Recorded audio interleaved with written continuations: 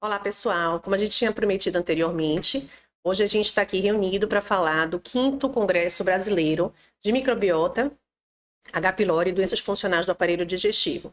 Então, a gente vai trazer para vocês aquilo que a gente considerou de maior relevância, né, o que é que tem de novidade. E para isso, então, eu sou Graciana Vasconcelos, gastroenterologista, estou aqui acompanhando de colegas de especialidade, Lia Serra, Ingrid Rodrigues, Lívia Braz e Marcela Salazar, né? Nós traremos as novidades, eu, Ingrid e Lia, né, sobre a moderação de Lívia e de Marcela. Então, feitas as introduções, dou a palavra aqui às meninas. Então, boa noite a todos que nos acompanham. Então, inicialmente, né, eu gostaria de chamar a Lia. Vamos começar o bate-papo, né, e começar a falar sobre H. pylori. Né? Então, o H. pylori a gente sabe que é uma das infecções crônicas mais prevalentes no mundo, né, com uma prevalência de cerca de 50% na população mundial. E a gente sabe que é um sabido fator de risco para adenocarcinoma gástrico. Então, Lia, no Congresso, chegaram a falar sobre alguma importância ou alguma relevância de se testar e tratar toda a população, no caso do Brasil? Foi debatido sobre isso, né? Na verdade, já é bem estabelecida a questão de tratar o H. pylori positivo nos pacientes com sintomas dispépticos, mas realmente o que eles mais conversaram foi em relação a até que ponto, né, sendo o H. pylori o principal fator de risco para o adenocarcinoma gástrico, valeria a pena testar e tratar todos para a prevenção desse tipo de câncer. Então, foi visto que essa estratégia ela só é custo-efetiva em algumas circunstâncias, principalmente em regiões com alta incidência de câncer gástrico, com incidência maior do que 15 a 20 por 100 mil habitantes, em adultos jovens, pacientes entre 20 e 30 anos, e antes do surgimento da atrofia e ou da metaplasia intestinal. Né? Então, onde é que o Brasil se situa aí? A nossa incidência varia entre 7,7 a 11,2 por 100 mil habitantes. Então, a princípio, não é custo efetivo para a nossa população testar e tratar todo mundo com o objetivo de prevenção de câncer gástrico.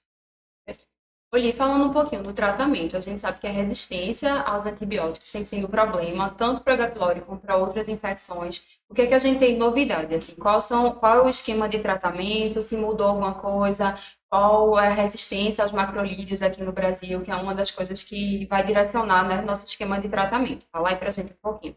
A grande problemática atual é que no mundo inteiro existe uma resistência crescente do H. pylori aos antimicrobianos, né? Então, idealmente, seria tentar fazer um teste de sensibilidade individual, né? Ou tentar otimizar a terapêutica baseada justamente na resistência em cada local. Mas o que a gente tem de real é a história de uso de antimicrobiano do paciente, né? E a resistência local ao uso desses antimicrobianos. Então, neste contexto, o Brasil ainda é considerado baixa resistência para claritromicina e para levofloxacina. Apesar de que a gente se aproxima muito do que é considerado alta incidência, que seria os 15%. A claritromicina a gente está em torno de 14,8% e a levofloxacina 13,3%, né? Então, diante disso, ainda somos considerados baixa resistência e pelo consenso de Maastricht, o sexto, né, o tratamento de primeira linha ainda vai ser ou a terapia quádrupla com bismuto ou a terapia tríplice com claritromicina. Outro ponto, né, que se fala é da taxa de resposta menor que 85%. E aí a gente tem muita falta de dados relacionado a isso. Nesse sentido, né, eu queria que você falasse um pouquinho da importância de registrar os dados, o que é que a gente tem de novidade aí do Registro Nacional de H. pylori. Foi conversado muito isso no Congresso, na necessidade de a gente criar nossos próprios dados, né, para a gente poder extrair qual é o perfil da nossa infecção, qual é o perfil da resposta ao antimicrobiano do nosso H. pylori. Isso pode diferir, né, a possibilidade é essa, pode diferir em relação ao restante da população. Então, a ideia é tentar otimizar ao máximo o tratamento antimicrobiano, tentar erradicar ao máximo o H. pylori, né? Não só para alcançar melhora clínica, né? Diminuir a incidência de câncer gástrico, etc., mas tentar fazer esse tratamento o mais efetivo possível e o mais personalizado possível para a população brasileira. E aí, como é que funcionaria assim, o Registro Nacional da H. pylori? Cada médico vai inscrever seu paciente e a gente vai ter dados locais. Explica pra gente um pouquinho sobre isso. Você tem acesso a um site, nesse site você se inscreve, tem um termo de consentimento que você tem que aplicar ao paciente. Nesse site você consegue colocar vários dados em relação ao paciente, a presença de sintomas, dados a endoscopias, qual foi o primeiro tratamento, como é que foi essa questão da recorrência, qual foi o segundo tratamento, e dessa forma eles vão conseguir extrair informações para tentar tratar um perfil, né, para a gente futuramente, quem sabe, ter mais bem estabelecido aí qual é o melhor esquema para a nossa população. Perfeito. E a gente sabe também, né, da questão de que um dos pilares do tratamento é justamente uma inibição ácida efetiva, né, potente. E a gente tem quase 2 anos agora, né, a disponibilidade do PCAB, né, da vanoparazana. Não teve alguma coisa no congresso que eles trouxeram, né, fizeram algum comparativo? A gente tem estudos comparando o uso dos IBBs tradicionais, né, com os PCABs. Já se sabe que a elevação do pH intragástrico é fundamental para o tratamento antimicrobiano. Então, existe toda uma questão de biodisponibilidade da droga, existe a questão de você alterar a forma do próprio H. pylori para ele ficar mais exposto ao uso do antimicrobiano e você aumentar o efeito anti-H. pylori desses antimicrobianos. Então, neste contexto, o PCAB ele se destaca porque ele consegue uma elevação maior do pH em relação ao IBP, ele atinge um pico máximo num intervalo muito menor, mantém um nível plasmático de pH baixo por mais tempo do que o IBP, logo ele se destaca muito mais em relação à eficácia da erradicação do H. pylori. A gente ainda não tem essa indicação aqui, né, no Brasil, Exato, né, mas... Importante chamar a atenção, né? Não está na bula ainda, mas em breve devemos ter novidades. Mas, em breve teremos novidades, com certeza. E em relação, né, assim, o congresso é sobre microbiota, né? Então, em relação ao uso de probióticos, né, associados aí ao esquema terapêutico, né, eles comentaram alguma coisa, se existe algum benefício no uso em relação à questão da efetividade do tratamento, ou se são usados mais para tentar minimizar os efeitos colaterais relacionados ao uso dos antibióticos. As pesquisas atuais elas vão girar mais ou menos em torno de saber se essa adição dos probióticos vai melhorar a taxa de erradicação e de que maneira, né? Se seria apenas uma questão de minimizar os efeitos colaterais, principalmente em relação aos medicamentos, aos antimicrobianos, ou se de fato, né, o probiótico teria um poder em melhorar os efeitos anti-inflamatórios, melhorar a barreira contra H. pylori, né? Às vezes até tem um efeito, inclusive, antimicrobiano. Então, tudo isso ainda é um pouco nebuloso, né? São necessários mais estudos. O que a gente tem são algumas revisões que mostram, sim, algum incremento na taxa de erradicação, mas mais relacionado à diminuição dos efeitos adversos, né? Mas, de fato, a gente ainda tem que levar muito em consideração a questão do custo, a possibilidade de efeitos adversos relacionados ao uso do probiótico. Então, não deixa de ser, não deixa de ser um medicamento, não é totalmente inócuo, então isso tem que ser levado em consideração. De forma que não há protocolado o uso do probiótico concomitantemente à terapia antimicrobiana. Então, ainda precisa saber em relação à dose, duração, qual o momento da terapêutica a introduzir esse probiótico. Então, tudo que for feito nesse sentido, no momento, ainda é experimental. Depois, assim, dessa revisão, da gente aprender tudo sobre H. pylori, queria que você falasse um pouquinho de 2 conceitos, de recaída e reinfecção, e o que é que isso implica no tratamento posterior.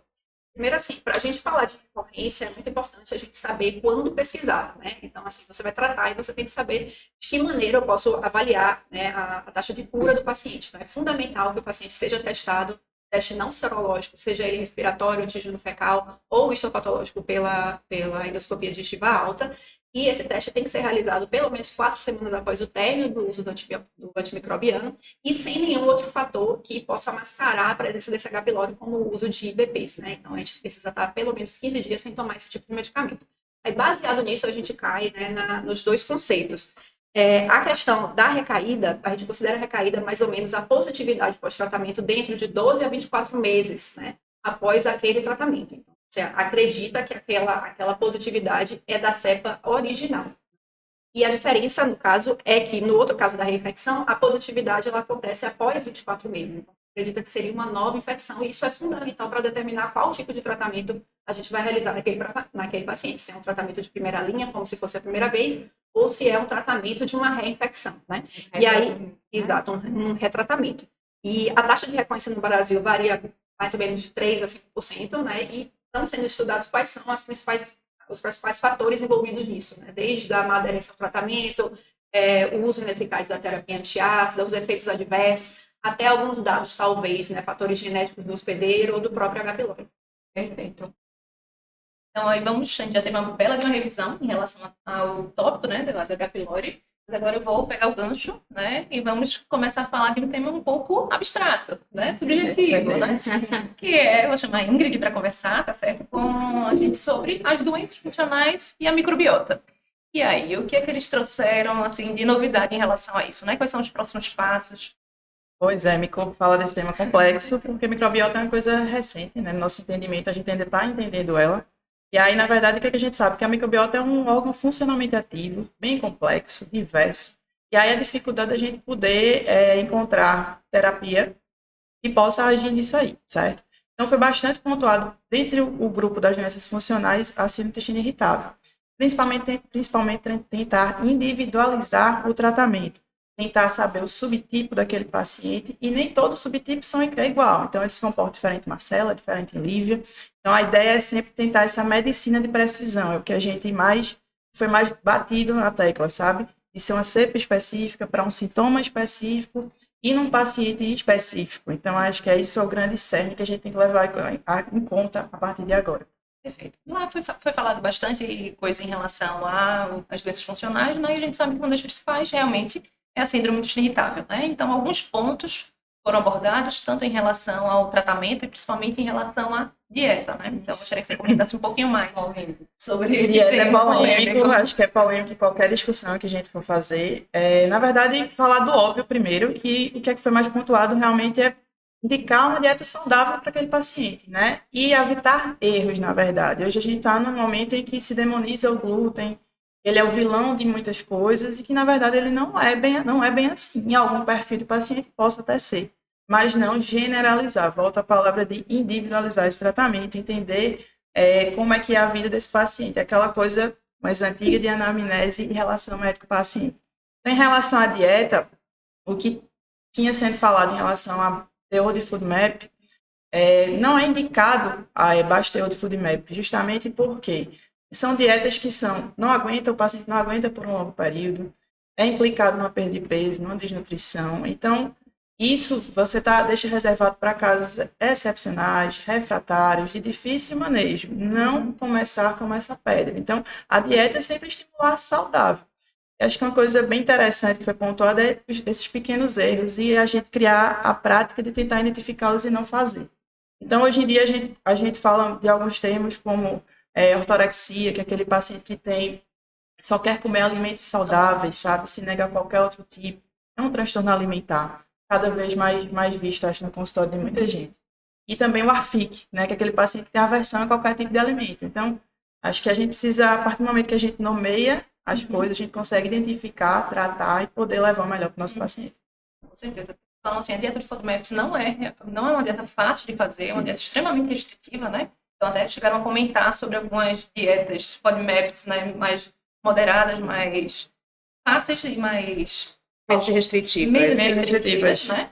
E até também fazer algo mais específico. Então, baseado aí num diário alimentar, né, em Isso. testes respiratórios, em algo mais específico, para poder não fazer tanta restrição de uma vez, fazer um bottom-up, né? Você vai fazendo passo a passo e tentando, junto com o paciente, conversar. Eu vou só pegar um gancho, você falou do teste respiratório, a questão dos testes de imunidade, né? Sim. Que é tido como teste alimentar e que na prática realmente a gente ainda vê alguns IgG, colegas usando e que eles não determinam nada, eles simplesmente mostram um IgG, um IgG4, é um grupo alimentar até extenso, né?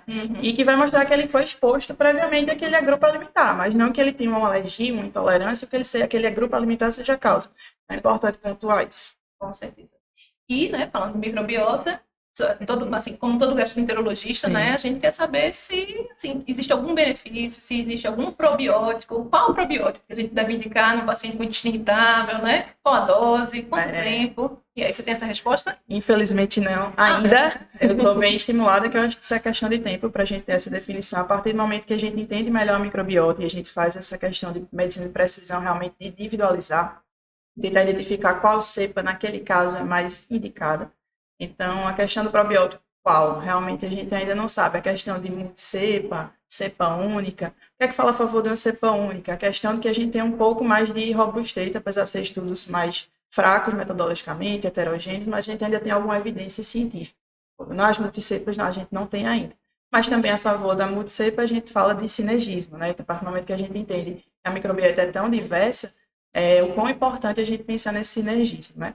Então, o que a gente tem hoje é em relação a como administrar, que ele deve ser próximo às refeições, né? E a dose. Então, às vezes, a gente pode pecar muito nessa questão. E o que é dito é 10/8 a 10/9, pelo menos, unidades formadoras de colônia. Menos que isso, uma vez ao dia. Menos que isso, você está oferecendo uma dose subótima. Então, já tem esse viés da cepa. A gente ainda não tem essa definição e você utilizando uma dose menor ainda, fica mais complicado de obter algum resultado. lembrar da manipulação de probióticos, né? Pelo amor de Deus, que não deve ser feita, né? Isso, Não tem nenhum controle importantíssimo. de qualidade, né? Então, Importantíssimo. isso é prática diária aí dos Isso. nutricionistas, né? Exato. Muito bem. Com certeza. Fazendo um link aí com outro tema polêmico, a gente viu que o FDA aprovou ano passado a suspeita fetal, esse ano as cápsulas orais do transplante de microbiota fetal. E aí, o que é que a gente tem de novidade sobre o transplante de microbiota fetal? Assim, eu acho que ele vem engrenando, na verdade, nos últimos anos. Desde que ele foi lançado, eu acho que é os anos que mais ele é falado e, na verdade, ele é visto na prática, né? Realmente, a partir do ano passado, a gente tem isso visto na prática. Ainda no Brasil não, mas acho que também, mais uma vez, questão de tempo. Em relação ao transplante fecal, o que é que ele é pontuado? Ele é mais uma tentativa de ajudar positivamente essa microbiota.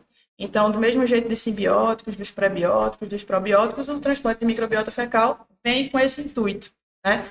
Eu queria até pontuar um estudo muito interessante, saiu agora em julho desse ano, em que o autor, ele é um autor lá de Stanford, né, nos Estados Unidos, e aí ele pegou um grupo de caçadores e coletores, uma população da Tanzânia, que ela não tem tanta exposição a alimentos industrializados, não tem exposição, na verdade, e fez o estudo genômico dessa microbiota fecal, e comparou com a população da Califórnia e do Nepal.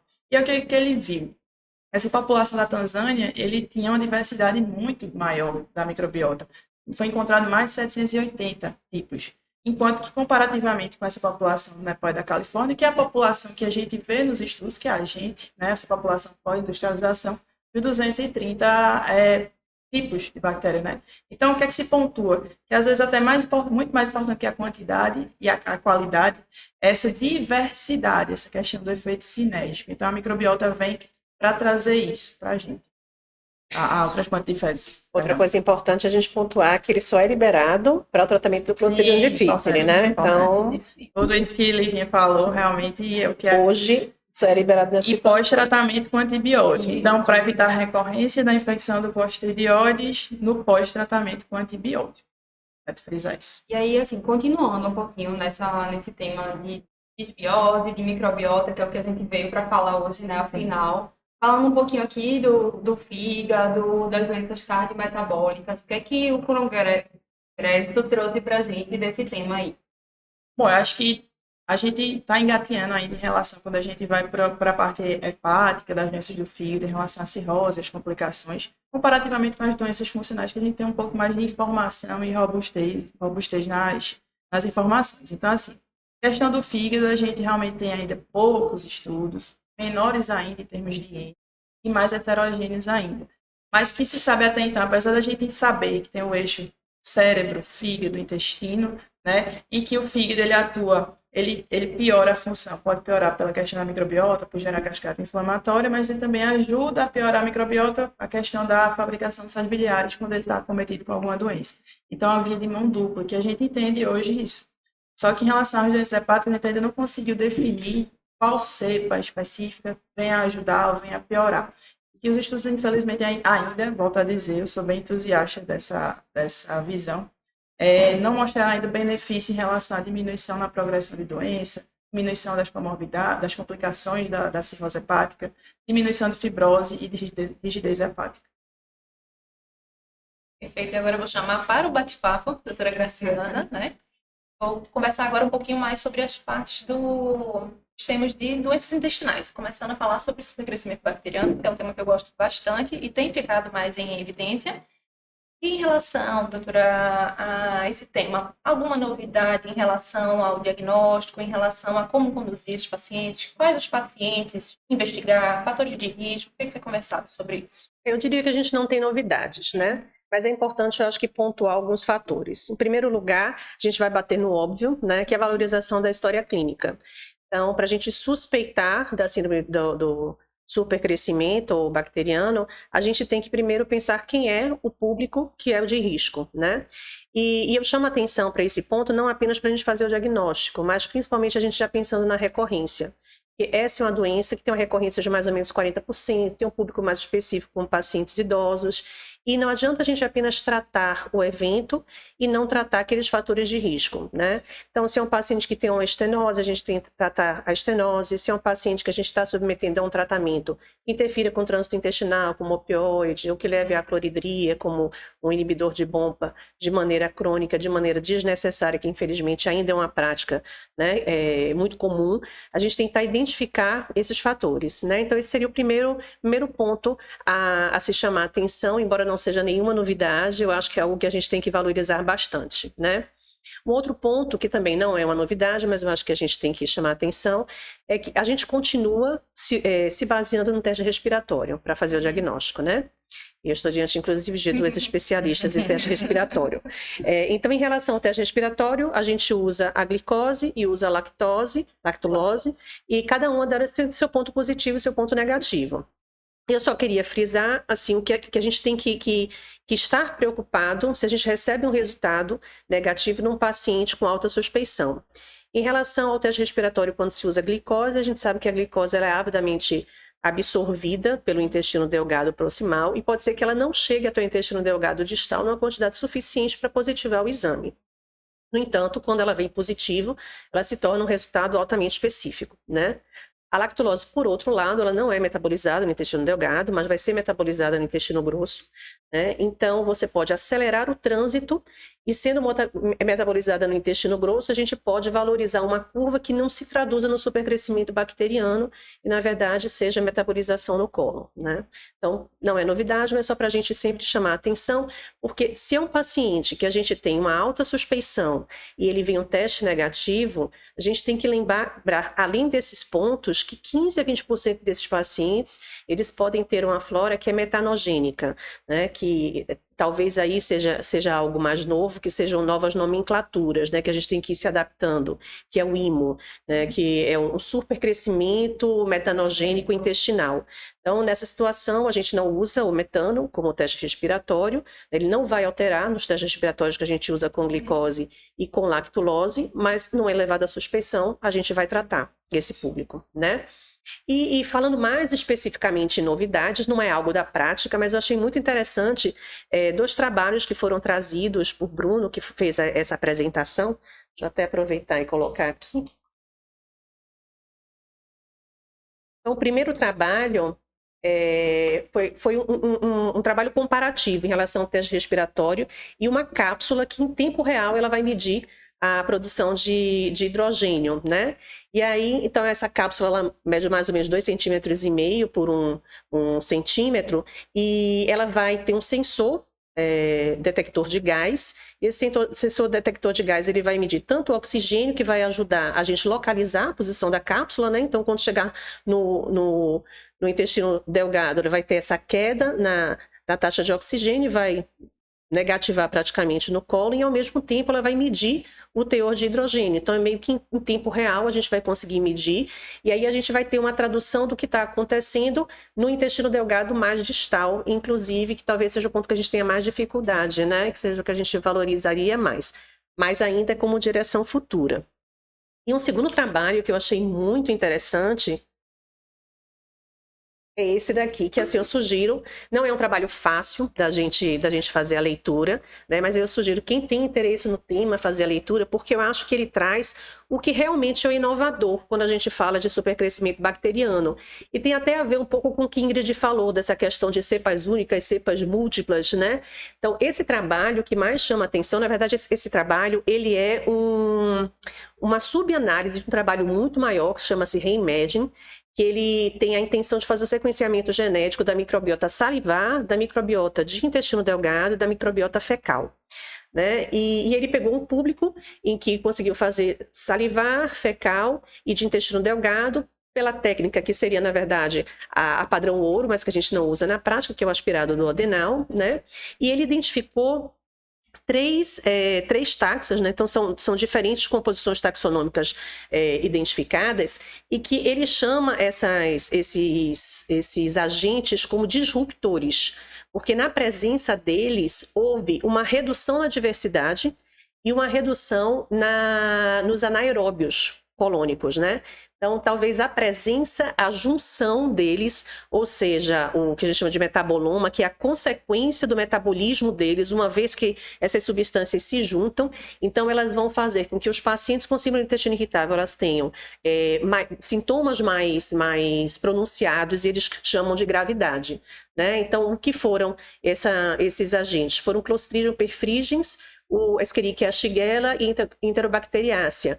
E aí eu chamo a atenção porque é uma coisa que eu aprendi, então eu vou também passar, não sei, de conhecimento, porque eles usam a técnica de sequenciamento por 16S. Essa técnica, ela na verdade, ela identifica fragmentos de um agente, mas não necessariamente ela consegue identificar a cepa, né? Então você pode ter, no caso, por exemplo, da Escherichia shigella, você identificou o sequenciamento que é comum a esses dois gêneros, então não tem como você diferenciar, assim como a Enterobacteriaceae. Então, eu sou entusiasta, assim como Ingrid, da questão da microbiota, eu acho que a gente vai aprender muito nos próximos anos, e eu consigo acreditar que no futuro a gente vai valorizar muito mais isso daí, né? Porque, inclusive, nesse trabalho, eles não viram relação com a quantidade, né, de bactérias, exatamente, não teve relação com a quantidade, que é o que a gente se baseia, né? Então, o nosso diagnóstico na atualidade é com a quantidade. Então, a gente ainda está muito no ápice do iceberg, né? No ápice do iceberg. Eu achei interessantíssimo esse trabalho. Realmente não é uma leitura fácil, mas eu acho que ele abre um pouquinho o horizonte para a gente e não é algo ainda da atualidade. Então, seria uma novidade que ele pontua realmente como direção futura, né? Achei bem interessante, né? E até, além dessas nomenclaturas, né, surgiram também algumas outras que foram mencionadas, né, em uma revisão, né, um artigo de revisão no início desse ano, publicado no início desse ano. Então, além acho que até deixei aqui, ó, esse último micro-organismo, né? Bem então, interessante. Além do próprio SIBO, né? Do supercrescimento bacteriano do intestino delgado, né? O LIBO, que é o supercrescimento bacteriano do intestino grosso, né?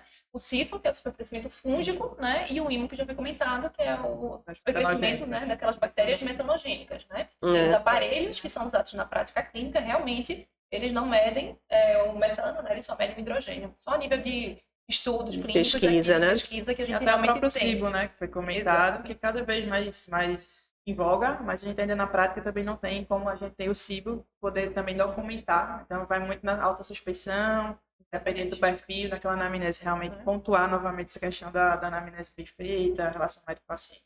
Exatamente. Em relação ainda ao metanogênico, né, aquele perfil de paciente, que é o tipo de paciente que é mais tendendo à constipação. Constipação, importantíssimo. Né? É muito importante. Então, você tem um paciente constipado, fez um teste respiratório, deu negativo para hidrogênio, né, para a produção de hidrogênio, tem que pensar, porque essas bactérias metanogênicas, elas consomem o hidrogênio e produzem metano, né? Então, realmente acaba que o hidrogênio não vai elevar, né? Em relação a essas nomenclaturas, eu acho que dessas aí, o SIFO é que está também emergindo, né? Que é a questão do supercrescimento fúngico, né?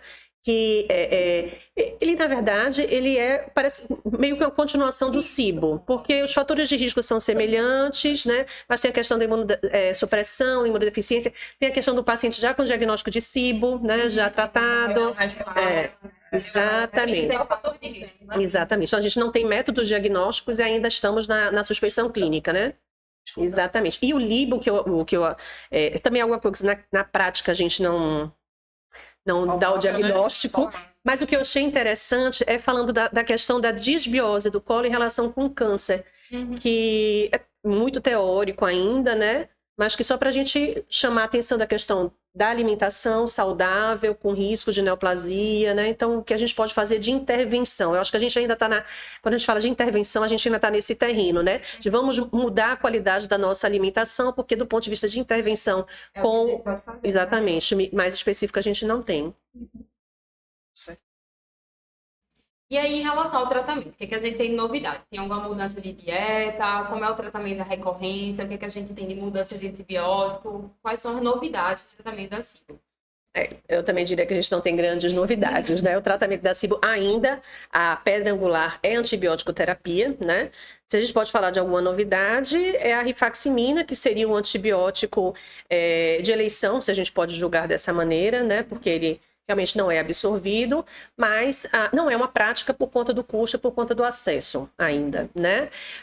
Se a gente tiver a suspeita de metanogênico, o que se orienta a fazer é a associação, né? E aí a metronidazol entraria como associação, se a gente tiver a rifaximina, ótimo, neomicina, ou o velho ciprofloxacina e metronidazol, né? Em relação a outros aspectos do tratamento, então, por exemplo, a dieta, a questão do FODMAPs, ele, mais uma vez chama atenção, que já foi abordado anteriormente por Ingrid, né?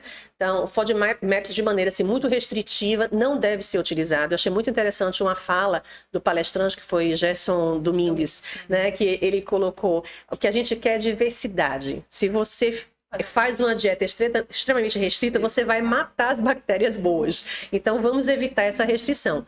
Mas você pode fazer restrições mais econômicas, digamos assim. Então, tirar 2, 3 elementos, né? Talvez a lactose, o fatídico glúten, então falado, né? Frutose, frutano, exatamente. Então, você pode retirar por um período de 6 a 8 semanas. Se houver algum benefício, tentar identificar aquilo dali. Você pode fazer manter aquela restrição. Se não houver, pula para uma próxima etapa, né? Mas isso de uma maneira mais econômica possível e para alívio dos sintomas. E se houver uma recorrência e você associar, aí você tentar deixar isso daí de maneira mais prolongada, né?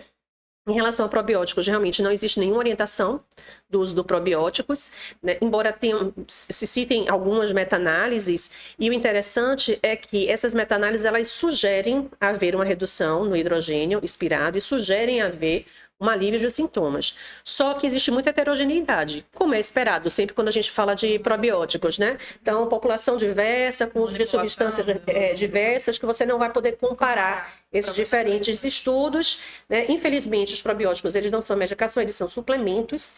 Então, essa vigilância, né? Essa cobrança em relação à qualidade dos trabalhos não é a mesma do que a gente vê com algumas medicações. E aí, a gente não gera informações suficientes para a gente poder assumir o probiótico como benefício e eu percebi que meio assim, você usa um probiótico como o seu e você vai criando experiência e você prescreva, mas não existe nada que possa ser orientado de maneira... Não. A WTO mesmo não recomenda, né? Isso é o que a gente já sabe, a diarreia de viajante, é associada a uma antibiótica. Se a gente for para a revisão, que é inclusive recente, né, da Organização Mundial de Gastroenterologia, agora em 2023, em fevereiro, eles publicaram um trabalho, e assim, é um pouco frustrante se você for ver o que é recomendação nível de evidência 1.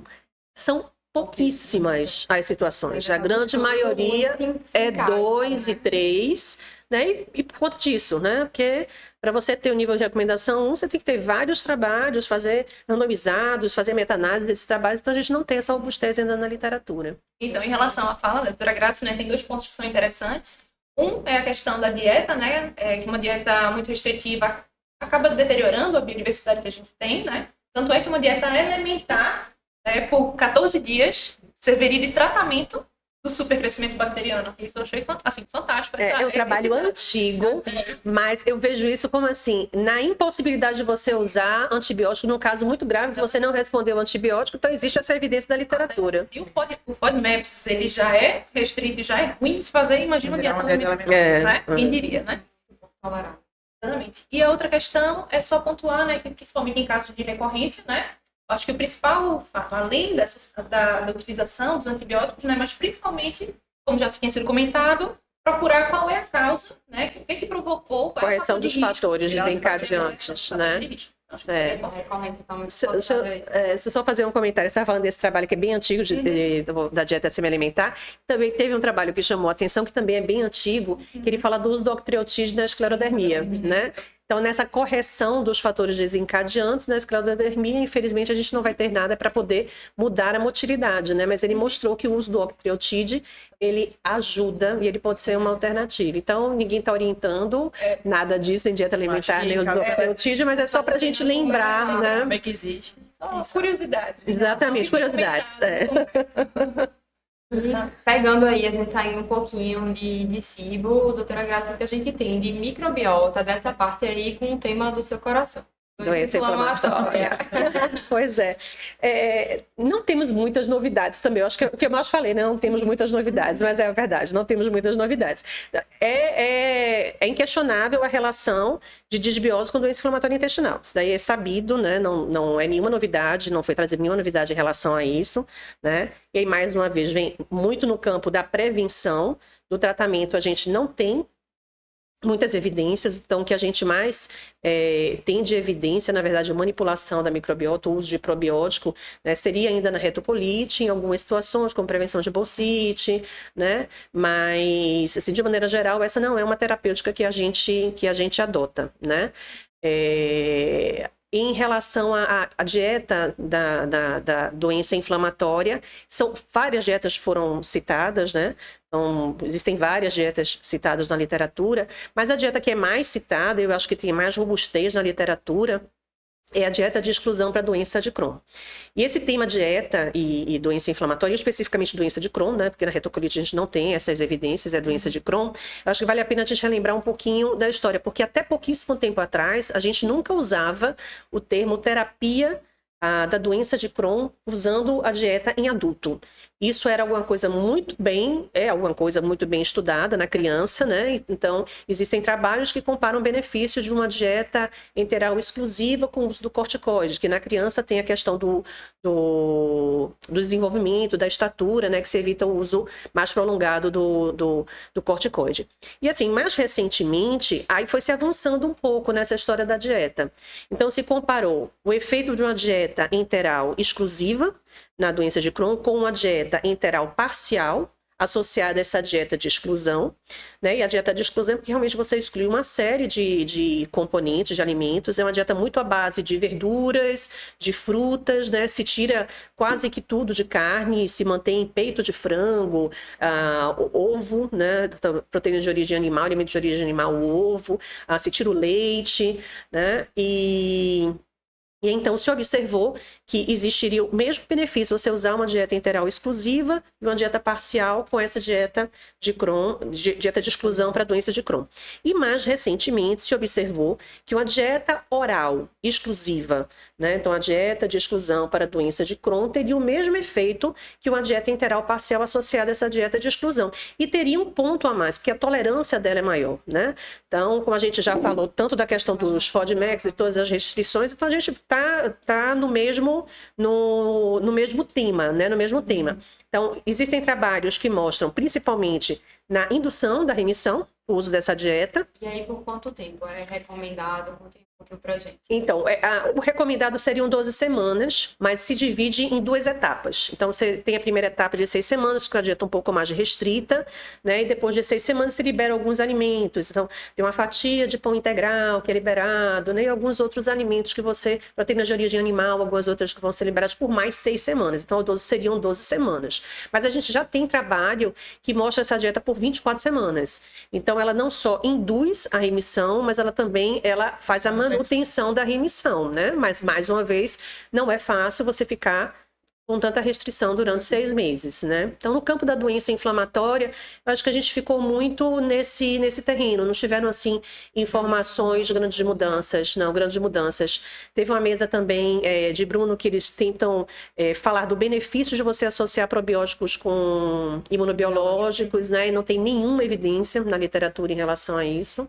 Né, as evidências que tem por trás, mas exatamente. Eu acho que a gente ainda está nisso, né, do racional por trás, mas nada de intervenção. Mas critério de exclusão dos estudos, na verdade. Você acaba, nos outros campos a gente já tem estudos pequenos, heterogêneos e focando em doença inflamatória intestinal aí que são realmente mais escassos. Né? Realmente não sei, inclusive critério de exclusão de boa parte dos estudos. Isso mesmo. Acho que é isso que a gente tinha para trazer, né? Vou passar aqui, agradeço a todo mundo aí a atenção, passar a palavra para a doutora Grace para encerrar aqui nosso bate-papo. Mais uma vez eu queria agradecer a presença de todos vocês, né? Esse é um projeto novo, na verdade é a primeira vez que a gente está neste formato de videocast, é um projeto piloto, né? E eu queria agradecer a presença de vocês em nome da Associação Pernambucana de Gastro, que está aqui representada por mim e por Ingrid, né? E vamos ver próximos temas, né? Muito obrigada, gente. Foi um prazer. Obrigada. Achei.